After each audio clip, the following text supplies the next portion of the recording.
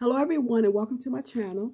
Welcome to this Throne Room Tuesday. Yes, wow, Throne Room Tuesday again. That was fast. Yes, and usually on Throne Room Tuesday, I usually put something in the throne room soliciting your prayer. And so before I let you know what I'm putting in the throne room, I want to give you kind of like a hint, okay? So I want to ask you this. Is Jesus enough for you? Is God enough for you? When you look at your life, like in times past and right now, can you think about different ways in how he's been a blessing to you mentally, physically, socially, and every part of your being that would say he's enough? Okay. And so stay with me because I'm going to tell you what's prompting this conversation too. So, all right. So my name is Sheila Rollins for anybody who does not know. And I am the founder of H.U.L.A Ministries Entertainment and Associates, Inc. And on this year too, we are Overcomers Anonymous, where we support anyone desiring to overcome anything. And we do it with Jesus Christ being our higher power and also what he's accomplished for us on a cross. Therefore, our cleanliness, our completeness, our wholeness, those things that we thought were impossible becomes possible with Jesus Christ.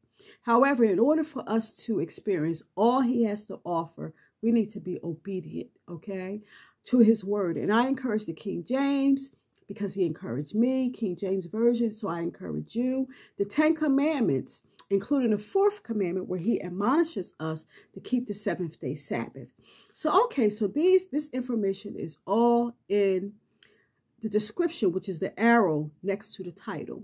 And scroll down below and you can leave a topic, Check out the scriptures before you give me rebuttal, okay? So check out the scriptures first, and then I'd like for you to comment.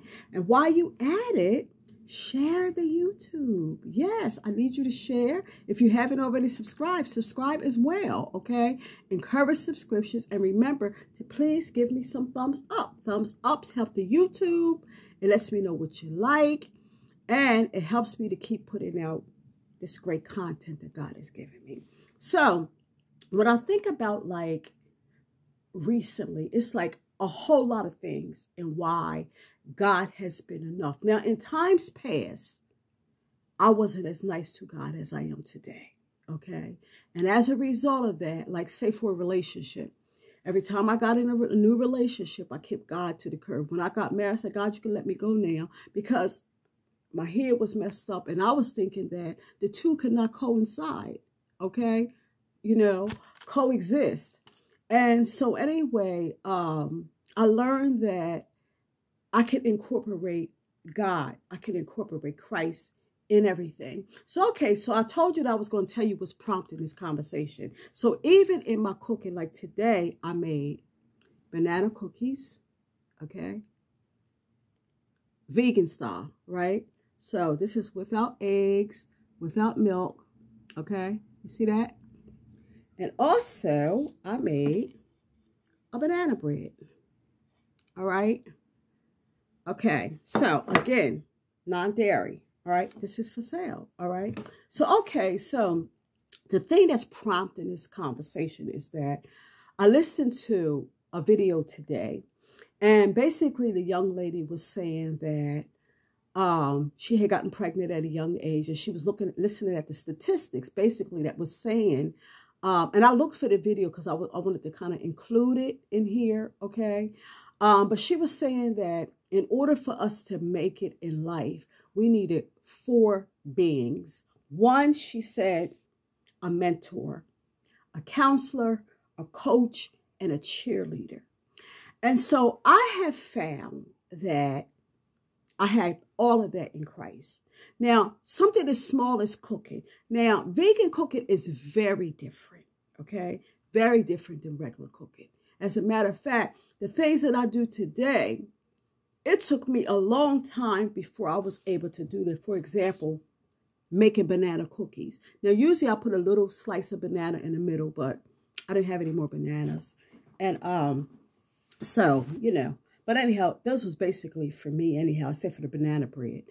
And so, Christ when he's helping me cook, he's like, put a little bit of this in there, put a little bit of that. And I was like, really, God? Never even thought about putting something like that in. Cinnamon. I'm making curry. You said put a little cinnamon in it? Put a little nutmeg? Really? God, yeah. Okay, you say so. All right. So I wanted to talk about like to bring you up to speed. The first time that I acknowledged God in my life or recognized him, I was about 10 years old. Okay. Everybody was playing. I was like, I think I was sitting on my step and I'm looking around. I'm like, okay, I'm looking at the world around me, the birds flying and the sun. And, you know, it had to be sun because, you know, I was out. So it had to be daytime. So the flowers, the animals and people. And I'm saying, wow, this was a beginning to this. And this is going to be an end to it. So what I didn't know is that I said, somebody created this. And this one day is going to always not be. I didn't know that I was like in some kind of way, like acknowledging God, creation and our creator. Okay. When I was 17 years old, I got kicked out of my mother's house. And at that time, God became a little bit more evident to me as he led me and guided me where, everybody was basically like supposed to have a shut door to me. God allowed one of my sisters to open her house up to me and my 2-year-old daughter. Well, she wasn't 2 yet. She was about to be 2. And so anyway, at that time, God was just leading me. You know, people wrote letters and said that I was, you know, I was responsible and stuff. I was able to live out on my own at 17 years old as an emancipated minor. I had a certificate. I don't know where it is today, but I had a certificate that declared me an emancipated minor, 17 years old with a 2-year-old. But God led me all the way. I remember when I was getting my 3rd apartment, you know, there was a couple there that they was just starting their life. You know, there was a lot of older people, and I was there 19 years old at the time with a 4-year-old at this point. And I'm thinking, you know what, they're not going to give me this apartment. You know what I'm saying? You know, look at these people are all doing better than me and all that kind of stuff. But at this time, I did have a job. Okay. But lo and behold, I kept calling the guy. Okay. And I guess the people were giving him a break. He ended up giving the apartment to me. I could not believe that. It was my 3rd apartment. So, okay. So as I come down a little bit further, I think about like my separation and divorce. And if you've ever been through a separation and divorce, you know that leaves your self-esteem like on play down just low. Like you feel like a failure, you know, you feel down, you know, it's just not nothing good. But God came in and lifted me up and massaged me and stuff. You know what I mean? Every relationship that I got in, I got a broken heart because I was playing small and being with people that I really should not be with because I wanted to be with God. You know, it's like I wanted to live my life out in a godly way. And yet I found myself to be with guys that had potential, but they weren't willing to tap into their potential no matter what I saw. And so recently when I think about like, I've been having like this funny feeling like in my mouth and around the side of my head and in my ear and stuff. So I went to the doctor and they said I had a lot of earwax. So I've been working on getting that out. I haven't been working as diligently as I should. But however, that is feeling better. There's never been a time where I've never been hungry, being out on my own. I never had my lights off. I always had my rent paid when I had rent, mortgage when I had mortgage. You know what I'm saying? The Lord just has really, really blessed. There was a time during this time right here where God had told me to quit my job and start a new business where my taxes have gotten pretty high, my house taxes.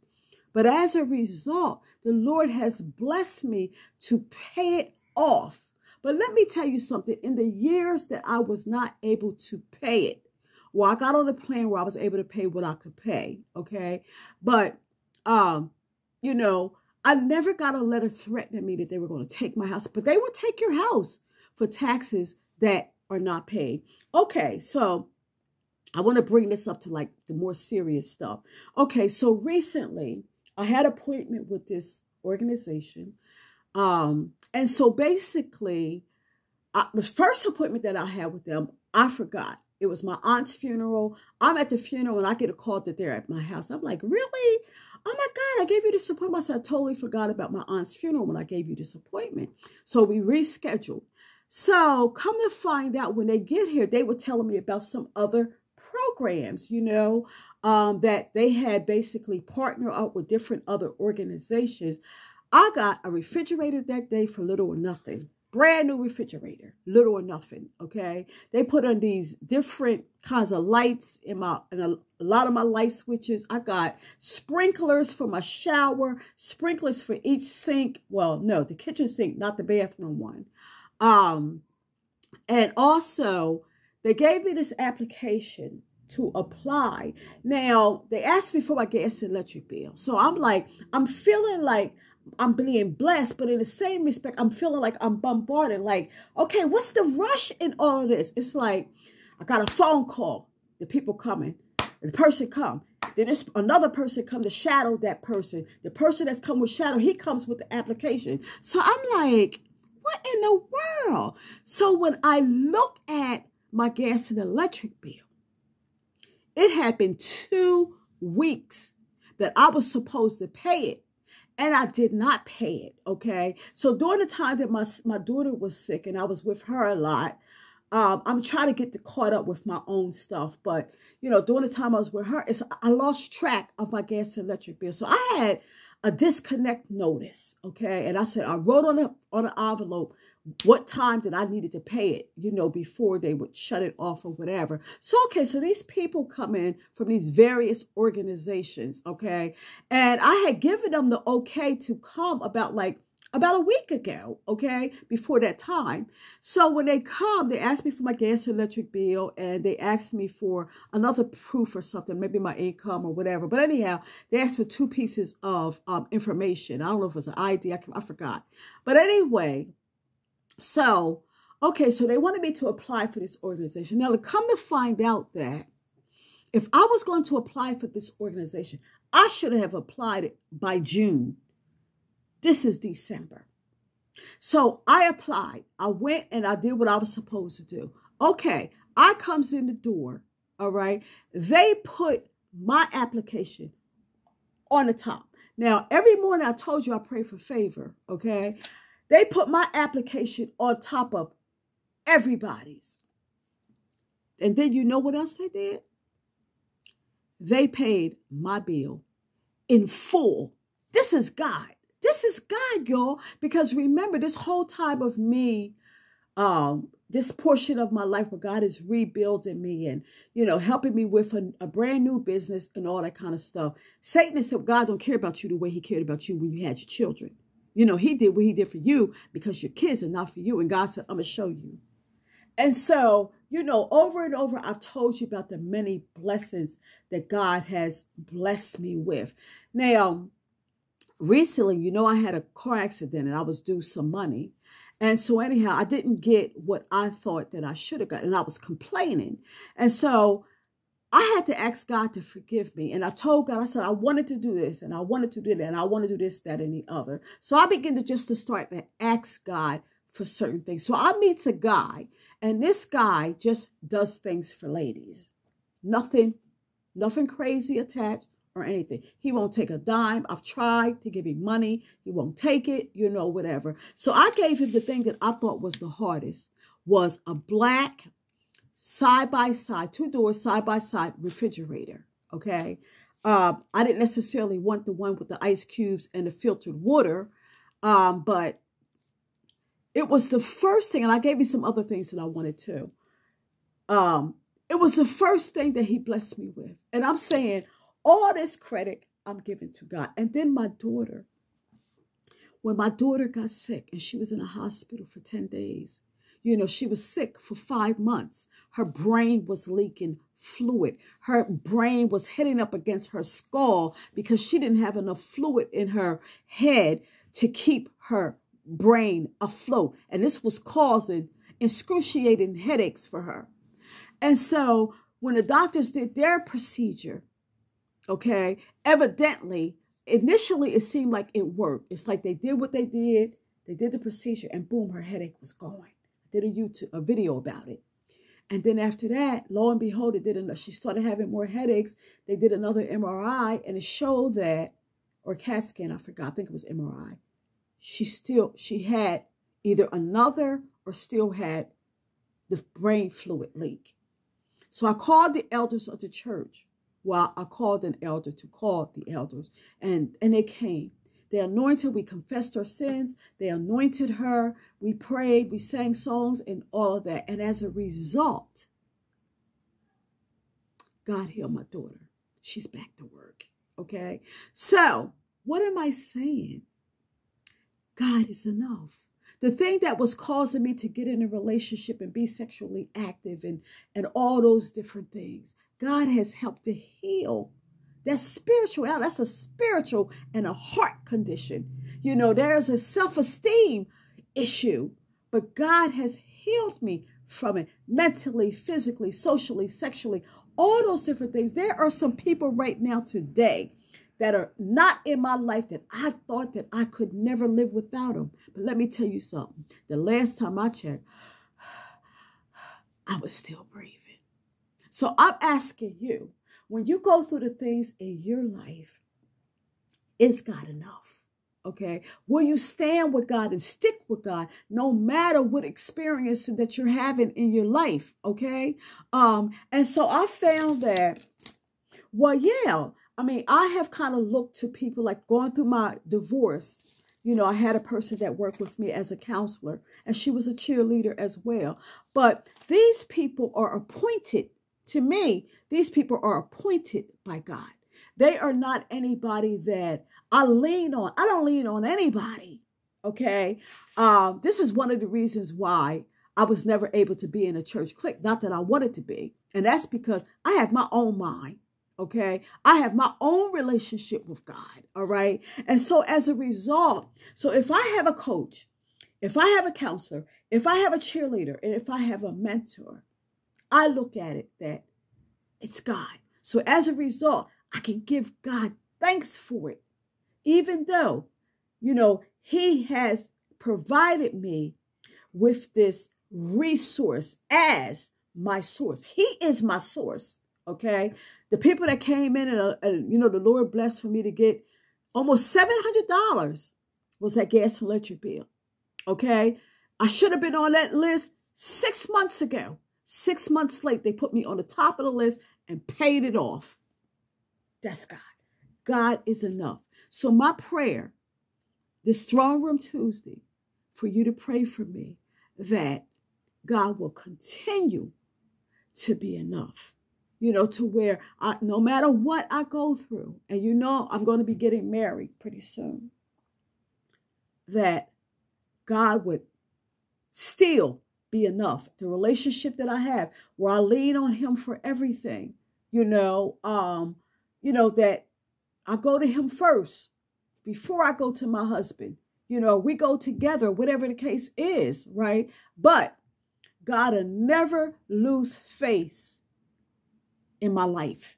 Pray for me that I would keep God at the forefront of my life, that I would be obedient. I would honor him, okay? And I would let him provide for me the things that I so need and the things that I desire. I love you. This is all I have for you. And what about you? Comment down below. Can you take such a stand, okay? I love you. See you in the next YouTube. Remember to share the video everywhere. Encourage subscription as you share. And don't forget to subscribe yourself. Oh, yeah. Did I say check out my other YouTube? Yeah, check out that. And don't forget the food, okay? The vegan meat alternatives, the sides, the non-dairy desserts, and other desserts, non-dairy ice cream and other desserts. Don't forget, you know, all about that. Look at that banana bread. Yeah, so I love you, and I'll see you in the next YouTube. Now unto him that is able to keep you from falling and to present you faultless before the presence of his glory with exceeding joy. To the only wise God, our Savior, be glory and majesty, dominion and power, both now and ever. I love you. See you in the next YouTube.